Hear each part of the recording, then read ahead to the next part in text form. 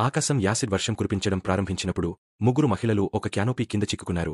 సమీపంలోని car licence plate నెమ్మదిగా కరిగిపోతూ చూస్తున్నారు. అదృష్టవశాత్తు ఒక నిమిషం ముందు వారు పీఎంపీ మెటీరియల్తో తయారైన ఒక బాటిల్ను కనుగొని దానిని నేలపై ఉంచారు. క్యానోపీ కింద పెడెస్ట్రియన్ లైట్ ఆకుపచ్చగా మారే వరకు వారు మండుతున్న నొప్పిని తట్టుకుంటూ ఎదురుచూశారు. అది మారగానే ఒక మహిళ బాటిల్ను పట్టుకుని ఫోన్ బూత్కు పరుగెత్తింది. లోపల ఉన్న యాసిడ్ను ఉపయోగించి తలుపు మీద ఉన్న మెటల్ గొలుసును కరిగించింది. త్వరలోనే వారు బూత్ లోపల సురక్షితంగా ప్రవేశించారు. కాని ఫోన్ను ఎత్తినప్పుడు ఏ శబ్దం కూడా రాలేదు. కౌంటౌన్లో కేవలం 20 సెకన్లు మాత్రమే మిగిలి ఉండగా వారిలో ఒకరు ఒక సూచనను గమనించి అది టాక్సీకి సంబంధించినదని ఊహించింది. ఉద్రిక్త వాతావరణంలో ఆమె స్పష్టంగా ఆలోచించడం కష్టతరం చేసింది. ఇంకా దారుణం ఏమిటంటే ఫోన్ బూత్లో 2 వ్యక్తులు మాత్రమే సరిపోతారు. మూడవ మహిళ త్వరగా వారి వద్ద నుండి గొడుగును తీసుకుంది. కౌంటౌన్ 0కు చేరుకున్న క్షణంలో మరో యాసిడ్ వర్షం ఒక్కసారిగా కురిసింది. బూత్ లోపల ఉన్న 2 మహిళలు ఆ క్షణానికి సురక్షితంగా ఉన్నారు. కాని గొడుగుతో తనను తాను కాపాడుకుంటున్న ఆమె నొప్పితో అరిచింది. అప్పుడు ఆమె ఒక సూచనను గమనించింది.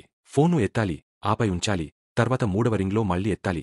బూత్ లోపల ఉన్న 2 మహిళలు ఆ దశలను అనుసరించారు మరియు టాక్సీ తలుపు ఆటోమాటిక్గా అన్లాక్ అయింది.